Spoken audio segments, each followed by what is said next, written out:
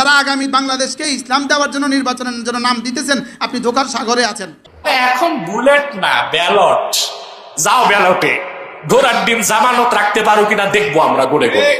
আহলুল হাদিস ব্যক্তি কোনো দলের সাথে সম্পৃক্ত থাকতে পারবে না, তার একটাই পরিচয়, তিনি কি আহলুল হাদিস। প্রিয় দর্শক শ্রোতা, বাংলাদেশ জামাত ইসলামের সমাবেশ দেখে কিছু নামধারী মুনাফেক যারা আলেম আছে, তারা এই দেশে ইসলাম প্রতিষ্ঠিত হোক তারা চায় না। জামাত ইসলামের সমাবেশ দেখে তাদের মনের মধ্যে কম্পন সৃষ্টি হয়ে গেছে। এসব মুনাফেক আলেমরা, এদের জন্য আজকে বাংলাদেশের জমিনে ইসলাম প্রতিষ্ঠিত হয় না। এদেরকে আপনি চিনে রাখুন, এরা কারা। এরা ময়দানে এক ধরনের কথা বলে, ভিতরে এক ধরনের কথা বলে, মানুষের ভালো দেখতে পারে না, কোনো দলের সমর্থন দেখতে পারে না।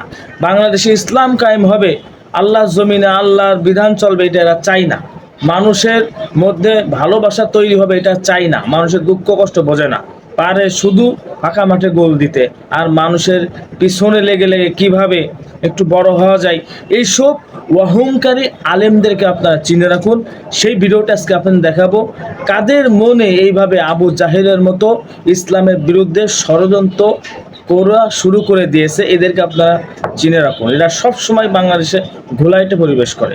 এরা আলেম নামে কলঙ্ক, এরা মুনাফিক।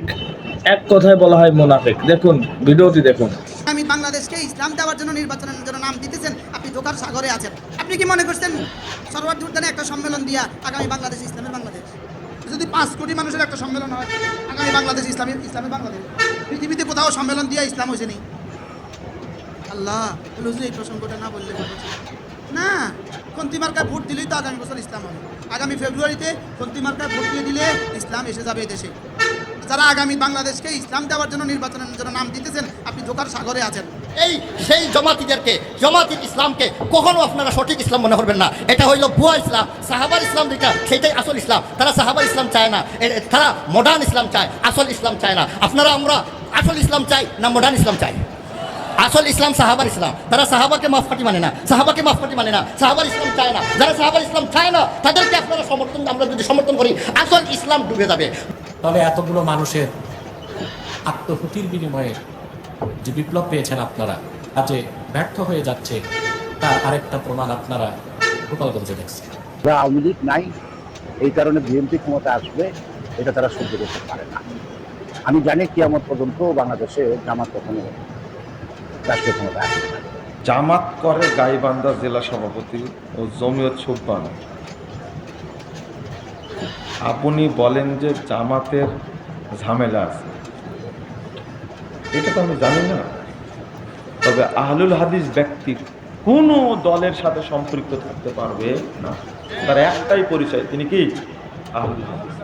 জাতি হিসাবে মুসলিম, আকীদাগত কি যত দল আছে একটাও চলবে না। যে দর্শক শ্রোতা, আপনারা দেখতে পারলেন আসলে এই নামধারী আলেম এরা এই সময় পরিস্থিতিতে এই কাজটি করা কি ঠিক হচ্ছে?